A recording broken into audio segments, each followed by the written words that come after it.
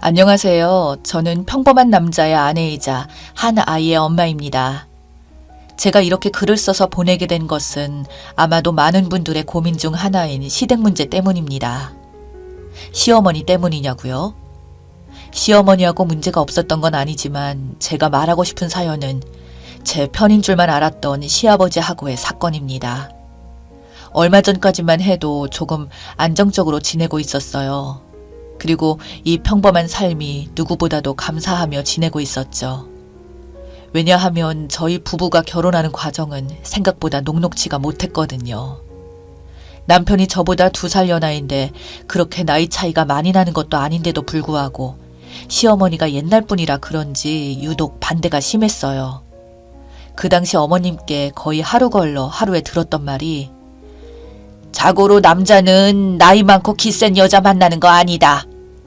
너 같으면 네 아들을 너 같은 애에게 주겠니? 라는 상처 가득한 옛날 말투들이었어요. 이렇게 모진 말들을 어떻게 다 참았냐고요? 그때 참 많이 어리석게도 마음고생도 많이 했지만 그때마다 저에게 정말 큰 힘이 되어주신 분이 바로 시아버님이셨어요. 어머님이 제게 상처되는 말을 하실 때마다 오히려 남편보다도 더 다정히 말해준 게 바로 아버님이었거든요. 여보, 부부 사이에 나이가 뭐가 문제예요?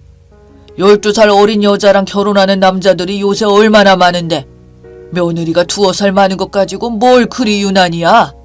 라고 말씀하시며 항상 저의 편을 들어주셨거든요. 그렇게 여러모로 결혼 준비에 있어서 항상 든든했던 시아버님.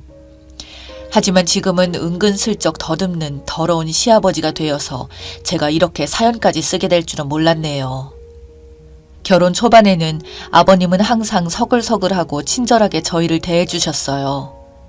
어머님을 생각하면 가기 싫은 시댁이었지만 든든한 지원군인 아버님이 계셨기 때문에 시댁에 갈 수 있었습니다.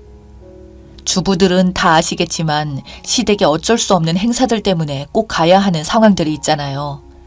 크고 작은 일로 시댁에 방문하게 되면 아무래도 어머님 눈치를 안 볼 수가 없는데 그럴 때마다 아버님은 화제도 돌려주시고 제 편을 들어주시며 눈치를 덜 보게 해주셨어요.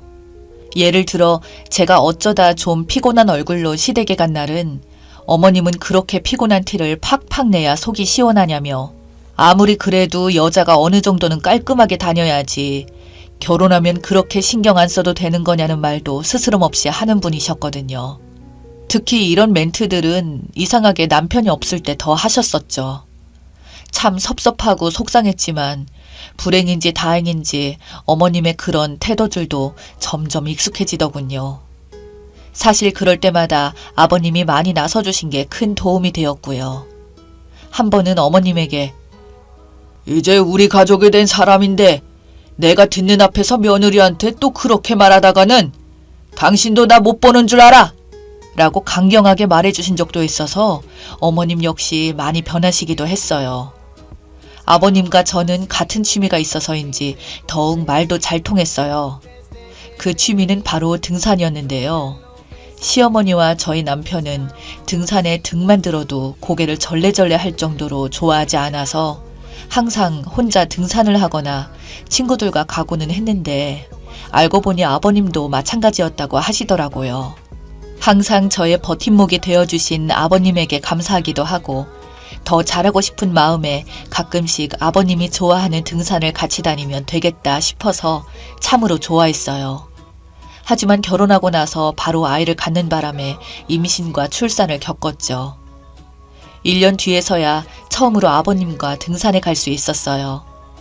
하지만 지나고 보니 그 첫 등산은 아버님과 제가 단둘이 있게 된 첫 번째 상황이기도 했고요. 사람이 여럿이서 있을 때는 보이는 모습과 1대1로 있을 때 보이는 모습은 누구나 조금씩 다르잖아요. 저는 이때 아버님의 진짜 본 모습을 처음으로 보게 된 것이었죠. 시댁 바로 근처에 치악산이 있어요. 관광 명소로도 워낙 유명한 산이기도 하고 제가 가보지도 못했던 산이기도 해서 시댁 근처에 가서 편하게 모시고 가기 딱일 것 같아서 아버님과의 첫 등산지를 이곳으로 정하게 되었죠. 너무나 오랜만에 하는 취미생활인지라 전날 밤은 물론이고 새벽부터 눈이 자동으로 떨어져서 이것저것 야무지게 챙긴 뒤 설레는 마음으로 아버님을 모시러 갔던 기억이 나요. 그런데 시댁 앞에서 제 차에 올라타신 시아버지는 출발하자마자 뭔가 평소와는 다른 기류를 풍기고 계시더라고요. 표현하기는 어렵지만 뭔가 확실히 다른 느낌이었어요. 아가야, 아직은 지치기 이르다. 첫날이라 힘들겠지만 조금만 더 올라가 보고 마무리하자. 라고 말씀하시면서 참고로 아버님, 어머님 모두 저와 손 한 번 제대로 잡아본 적 없는 사이예요. 제가 워낙 무디기도 하고 애교 있는 성격도 아니기 때문이죠. 엉겁결에 손을 잡으셔서 당황스러웠지만 내가 너무 지친 기색이어서 그러나 보다 하고 생각하며 뒤따라 올라갔어요. 하지만 손으로 이끌어주시는데도 불구하고 힘이 자꾸 빠지더라고요. 그래서 아버님께 말씀드렸죠. 아버님, 저는 정말 오늘 여기까지만 해야겠어요. 너무 오랜만이라 더 올라가면 내일 출근하는데 무리일 것 같아서요. 라고 말씀드리면서 슬며시 손을 놨어요. 그런데 황당하게도 아버님이 다시 잡더니 풀어주질 않더라고요. 좀 글을 쓰면서 정말 소름이 쫙 돋았어요. 뭔가 확 불쾌해지는 느낌? 아침부터 종종 느꼈던 그 이상한 기류가 내 착각은 아니었구나 싶더라고요. 저를 앞으로 끌어주신 것까지는 알겠는데 어이없게도 그 후가 더 가관이었어요. 네가 그렇게 힘들다면 내가 특별히 뒤에서 밀어주마 라며 제 뒤로 돌아오시더군요. 이 사람이 원래 이런 캐릭터였나 싶을 정도로 너무 막무가내였어요. 마치 질척거리는 거에 환상을 가진 아저씨 같은 느낌이었어요. 이러지 말라고 자꾸 뭐 하시는 거냐고 자꾸 설왕설래가 오가다 보니 점점 근처를 지나가던 주변 등산객들도 저에게 시선이 꽂히기 시작했고 그 대문에 낯빛이 점점 뜨거워지는 와중에 말도 안 되는 행동은 기어코 정점을 찍고야 말았습니다. 제 등을 은근히 밀고 있던 손이 점점 내려가더군요. 저에게 산 정상까지 올라가자 올라가 보자라고 말하며 등에서 좀처럼 떼지 않던 그 손이 슬쩍 내려가더니 툭 꼬집는 듯 하더라고요. 저는 그 순간 비명을 질렀어요. 그리고 저에게 슬쩍 닿아 있는 아버님을 확 밀쳐버렸죠. 그 힘이 너무 셌는지 내리막으로 몇 걸음 움직였더니 뒤로 훌러덩 넘어지셨어요.